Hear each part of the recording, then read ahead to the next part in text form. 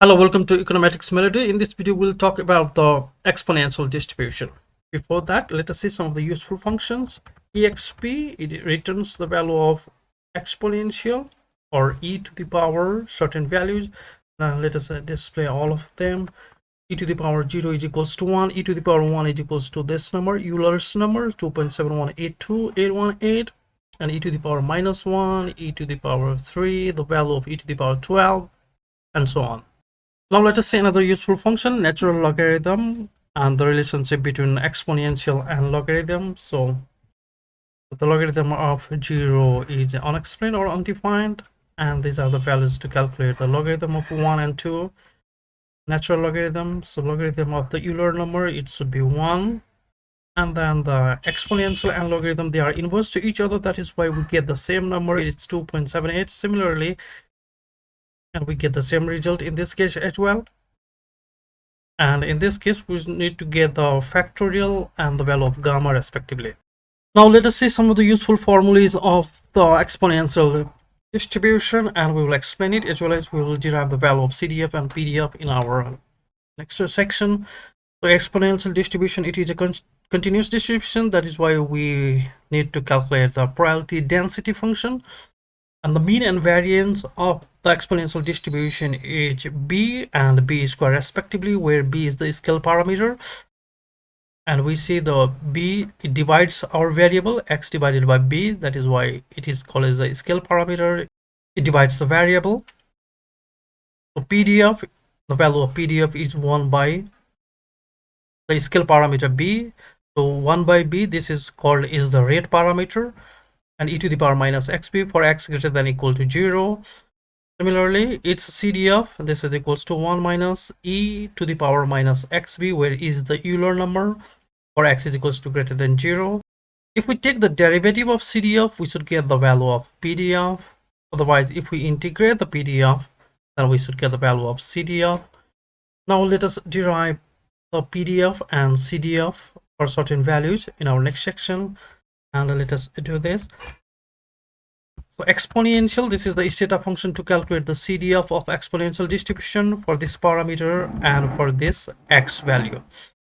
So this is the Stata function, and the generic function, we are going to calculate the CDF of exponential distribution by the formula 1 minus e to the power minus xb, and both of them should yield the same result. It is nearly 81%. And exponential CDF, this is again a user written program, the program written by Econometrics Melody. And this, let us see it in the graph as well. So for the value of x to be 5, we get 81%. And for the value of x to be 5, it should be somewhere here, 81%. Now let us see another example where the beta parameter is increased from 3 to 6, while the x value is 3. Both of the formula, they should yield the same result, and we'll compare the result by the help of graph as well. So 39, nearly 40% for the value of x to be 3, and let us see it. So when the parameter beta parameter is scale parameter b is equals to 6, and for the value of 3, it is somewhat 40%. We can provide any value for the scale parameter b and get its CDF. What does it look like? So for the scale parameter b, 12, we get the CDF, and 1 by 12, it should be the rate parameter. Now let us explore its probability density function, and for the exponential density den, this is the Stata function to calculate the PDF of exponential distribution for the scale parameter b to be 3 and the value of x is 5. So we have a formula. This is the formula 1 by b. This is what we call is the rate parameter, and e to the power minus x by b. So both of them should yield the same result, and we'll see it in our graph as well, where exponential PDF will assist us to depict the information in the graph. So for the value of 5, and if the beta parameter is 3, it should be somewhat 6.2%. So 5, it is somewhat 6.2% over here. Now let us see another example where we have taken the beta parameter to be 6 and for the value of x. Similarly, this is the formula. Both of them should yield the same result. Let us see what is the probability like. It is nearly 7%. So when the beta parameter is 6 and the value of x is 5, and let us see it the graph as well. So 5, and it is nearly this value, 7%. So we can also find the PDF for any other parameter B, and here we are showing the graph for the beta to be 12, and this is what the PDF look like. Now let us simulate the parameter B and see what do we get. So exponential PDF B, again this is a user written program, we have written it. We are going to increase the value of B from 1 to 12, and the increment is at the rate of 2. So let us see what does it look like. We are going to see the nature of the PDF of exponential distribution: 1 to 5, 7, 9, and 11. So these are the exponential distribution for respective parameters, increasing from 1 to 12 at the rate of 2, at the difference of 2. The PDF for another scale parameters, so we increase from 14 to 40, and the increment is by 2. So let us see again the exponential distribution. So beta is termed as the scale parameter. So when we increase the scale parameter, the variance is going to increase.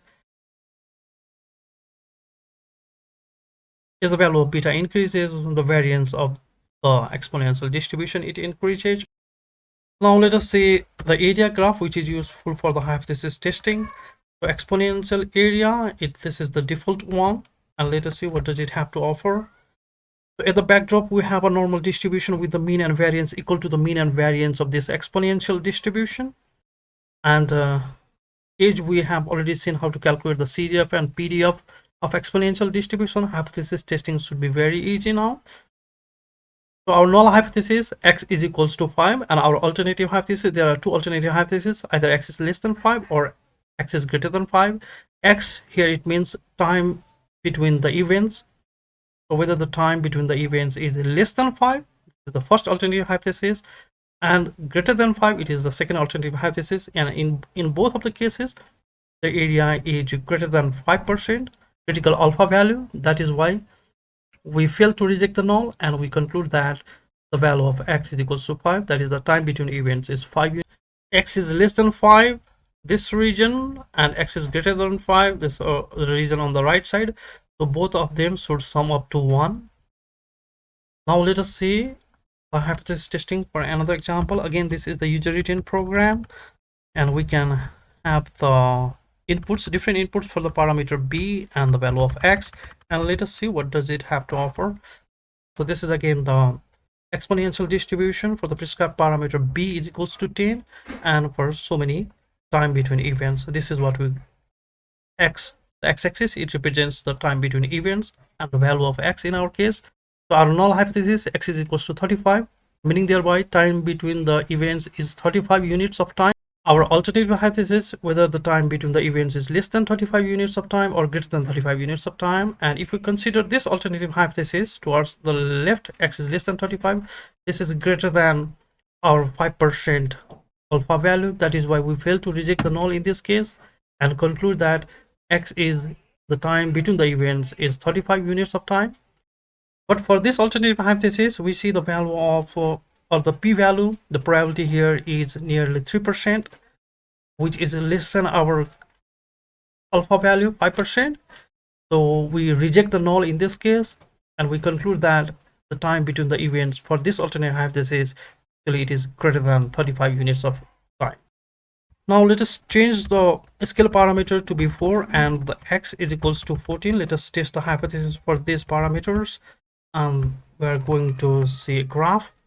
Again, at the backdrop, we have a normal distribution with the mean and variance equal to the mean and variance of this exponential distribution.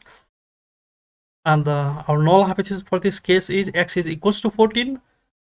And our alternative hypothesis, two alternative hypotheses, x is less than 14 and x is greater than 14. So x is less than 14, it covers 96% of the area. That is why we fail to reject the null in this case. But for the right side, x is greater than or equal to 14. The area is only 3%, which is less than our alpha value 5%. That is why we reject the null in this case, and we conclude that the time between events is actually greater than 14.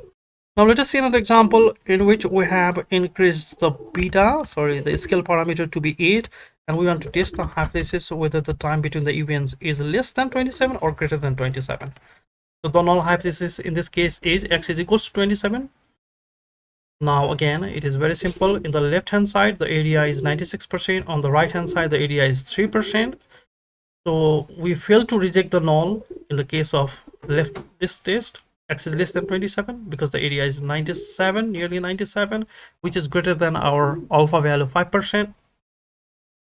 And for the next alternative hypothesis, X is greater than or equal to 27, we have the probability or the p-value to be 3.4%. And in this case, it is less than our alpha value of 5%. We reject the null and we conclude that the time between the event is actually greater than 27 units of time. And before we wrap up, let us see some of the uses of exponential distribution. They are collected from different sources. Exponential distribution is used in modeling the time between events in a process that occurs continuously and independently at a constant rate. Some of the examples would be modeling the time between arrivals in a Poisson process, such as customer arriving at a store, modeling the time between radioactive decays in a nuclear physics, modeling the time between earthquakes or other natural disasters. And it is used in many other fields for modeling the time between events that occur randomly and independently at a constant rate. So this is it for this tutorial. Thank you very much for your time. Thank you very much, Econometrics Melody.